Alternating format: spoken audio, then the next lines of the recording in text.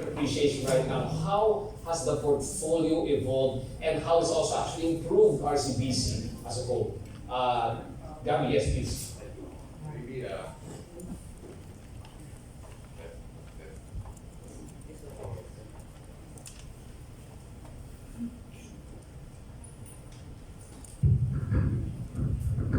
Thank you very much. First of all, good morning to everyone. I'm very happy to be joined by a panel of esteemed guests.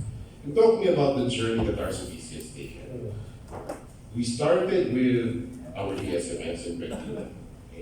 We put in ESG in our lending vetting process. So that takes care of the asset side.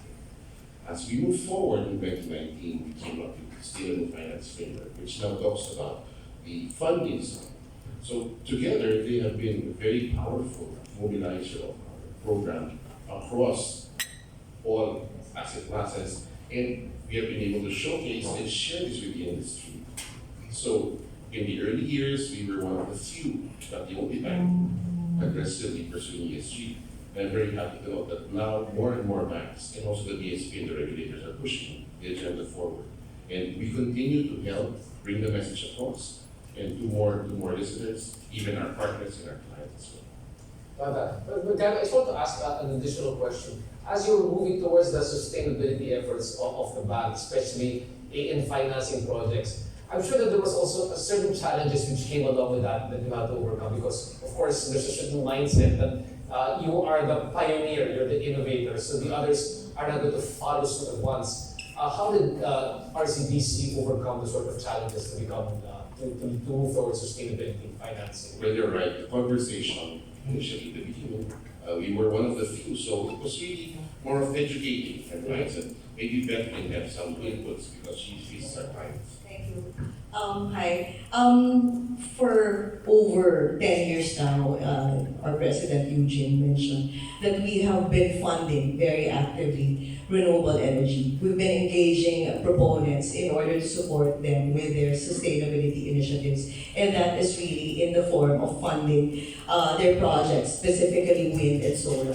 So we've funded more than 3 gigawatts, we've supported more than 3 gigawatts, and we have a sizable pipeline of projects. And we have had a lot of repeat businesses as customers kept coming back. That just goes to show that we are able to deliver projects where we were able to work with proponents and address the different challenges, because all projects have unique challenges, and we're able to come up with structures that were deemed acceptable to all stakeholders and on a timely basis, if I may say, so that our experience has given RCBC a clear edge in terms of experience and skills in being able to come up and address these requirements of our customers. Ms. Beth, I also like to appreciate, as a business person, whether I'm an enterprise or I'm an MSME or SME approaching you, what exactly are the sustainable financing, I guess, core principles that we should be aware of as clients or particular industries who want to approach RCBC for sustainable financing? What are the core principles we should be aware of? Okay. Since this forum is, of course, focused on SMEs, so I'd like to address that on the point of view of SMEs. SMEs, a lot of them are actually part of a larger supply chain of big customers, big corporations, multinational corporations.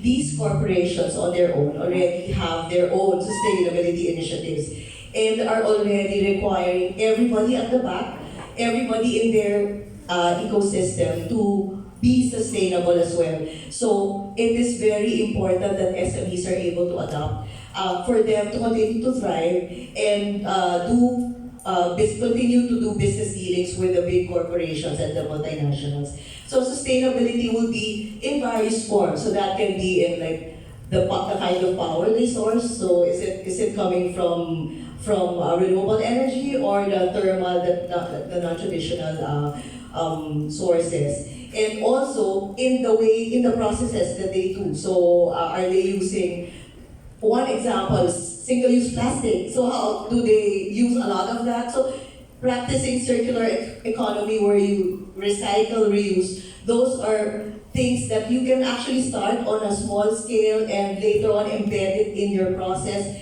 in your mindset, in each and every employee's mindset to be able to come up with like a sustainability focused team. So that's the idea that our SME should actually start adopting. Yes, please. Maybe I can add to that. I've been asked this question in other fora. And I think for the SME, one of the things you should look at, number one, is your core process. Which of these components can be more sustainable? Beth had mentioned raw material supply, even production of your products, what energies. But you can also look at your support processes. What are the infrastructure, the utilities, water management? You can also look at circular economy, we call it. It's recycling, maximizing your materials, and making sure that least waste is expelled. So I think it starts from looking at the core process and the support processes and where each component can be made more sustainable. So just to clarify, coming from point of view of the business person, and he comes over to you and says, here's my project. Right now, RCBC will also evaluate all these other criteria in the process for them to say, okay, this is going to be a sustainable finance loan that we will offer. That's right, that's right. In fact, we have a program now where for our suppliers, our third-party providers, we not only require them to have some ENS program in place as part of the implementation process, we also provide them with literature on what ESG is about at RCBC. I see. That helps educate them. And educate also the That's potential clients at the same time. And then before I move on to our friends from SGB, before I move on, I want to ask this Beth one last question, if you don't mind. Sure. So we know that the importance of an SME or the smaller enterprises that will be part of a larger chain where they're supplying enterprises where ESG is required of them. But also, what are the different kind of companies that can approach right now? Right now, to my mind, it's all about it's power, which is the most prominent, which was all about renewable energy, water, hydro, geo. What are the other industries as well that you're looking at? Okay, the other industries would include hospitals. We would have even financing companies for financial inclusion. So that's also part of the sustainability finance framework. Hospitals and schools. So, and then we have businesses which are actively promoting recycling. So those are things that, those are companies that will definitely be part of our sustainability finance space. And again, as long as the company is able to embed sustainability in their processes, so that's something that will definitely be a plus. And we will welcome as far as our sustainability initiatives are concerned. Thanks so much, Ms. Beth. I want to move out to Ms. Glenda over here. And I understand we have appreciation for SMEs. So help me better understand, because as they were saying, sustainability has to be an educational process, especially for SMEs. But right now, what is sustainability for SMEs as far as we're concerned? What are you seeing? Good morning, everyone. Well, first, just to emphasize that 99% of the business in the Philippines are actually SMEs. That's right. So that's huge. Second, SMEs, as we know, there might be some limited resources in terms of fund, manpower, lack of time knowledge, and maybe the focus would be more of generating profits. Okay. But Ms. Beth here made a very good point that SME is really part of a broader value chain, ecosystem, because most of its clients can either be a larger corporations or the government, which is quite progressing on this space. So there is really no exception, I guess, for our MSMEs colleagues, not to also do something or set their agenda or sustainability objectives at this point. So maybe like treating their employees right, reducing their emissions based on their targets, or following the rules and regulations. So as simple as that, and then progress as they go through their sustainability journey. Got that. And I'm trying to, of course, I'm trying to balance also thinking that I'm operating here as a smaller business. And obviously sometimes when you bring in sustainability practices, the cost of doing business actually increases for them. And it's hard to see the long-term goal when right now your profit margin is being squeezed because of inflations. So how do we help reconcile it for SMEs? Yeah, actually that's correct. Really, there's an initial investment cost because the operations might require new equipment, to make it more efficient, to save energy in the case, waste management, etc. But we do have to realize that in the long run, there's still benefit, whether it is on efficiency, on the operations, saving on cost, attracting revenue, and also just to highlight, there's a lot of surveys that consumer nowadays also consider the sustainability position of the brand in making their purchase decision. I see. And lastly, in terms of attracting talent as well. So employees also consider, what are the positions of their company in terms of social issues for them to whether to stay in the company or whether to join a company. So those are just some of the benefits that we can earn in the long run. So, as well, it's I think a bigger concern, particularly for the more Gen Z and millennial employees and clients, that if I join a company, in a little way, it helps improve the quality of life or change the world in a little way. Kapag Gen Z, diba tayo dalawa? That's right, no? Millennial over there. Thanks so much. I'm going to go to Attorney naman here. Attorney, I know that what's nice about speaking right now is you're a social entrepreneur advocate. You brought about, in your firm, you brought about 3,000 e-trikes delivered to many LGUs. So you have a better appreciation of actually how to get even the micro and small entrepreneurs to come on board into the sustainability chain, sustainability framework. Maybe you can share with us a bit more so many of our SMEs can better appreciate how do we take that journey? What is your best practice to bring more people on board that journey? This is coming from the perspective of the younger generation. People born in the 2000s. I wish. So just trying to put all of those concepts together based on our experience. One of the primary reasons I was really excited to join this group of people and talk about sustainability is our own personal experience. Back in 2013, we tried to put up electric vehicles, trying to introduce the concept, the idea of using electric vehicles in public transportation. It was quite novel at the time. The problem was, how do you finance it? And here, finally, you have a bank like RCBC who's willing to go out on the limb and finance sustainability projects. And for us, that's really something. It's so hard when you're in a situation where values are shifting, when there's a realization that there's more things that we need to do in order to make this planet a better place, when suddenly intergenerational responsibility becomes the barrier. It's easy to talk about it, it's very difficult to do. So for SMEs right now, you now have better opportunities. You now have banks, you have financial institutions that are willing to provide the needed finance. Everything that we do in business requires a resource. But finding that resource is difficult. And so for SMEs to actually have these products, these financial products available, it makes it much easier as compared to before. In our experience in e-tracks, financing is still the last thing. Right now, I'm a consultant for a company that's trying to roll out more e-tracks for several cities in the NCR, and the problem really is the financing. That's really the biggest challenge. And to have, again, this opportunity. And you're glad you're on this platform right now where the president of RCBC can hear that they need financing right now for e-tracks. The funny thing is, whenever you're in a forum like this, they usually give you guide questions, right? And so one of the guide questions that I read about was the fact that what are the opportunities for SMEs, right? Yes, exactly. Sustainability now. And there's a lot now compared to 10 years ago. Because now you can have a project that you want to do, that you're going to take a risk in, and it's really, for SMEs, it's really the risk aversion. That's really the problem. You don't want to put up more money, more capital, when you can use those resources for your own bottom line, for your own particular business.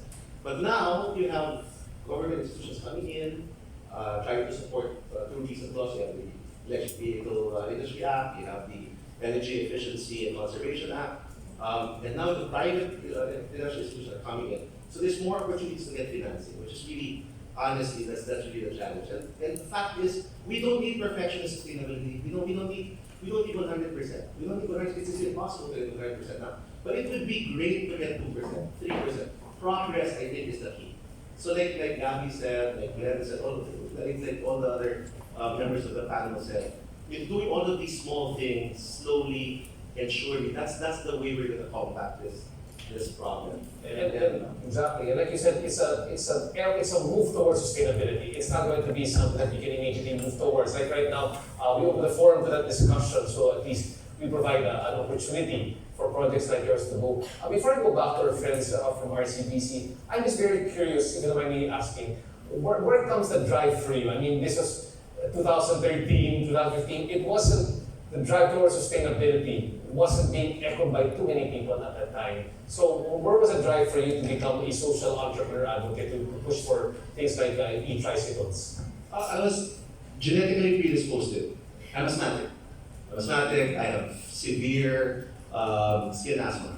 And so when I walk out, and I love to walk, that's the problem, I love to walk out in the sun, I love to walk. And when you walk around the city now, it's just, I love to travel. We were talking about this earlier, and when you travel, you go to other countries, walking around is great. You have green spaces, public transport is amazing.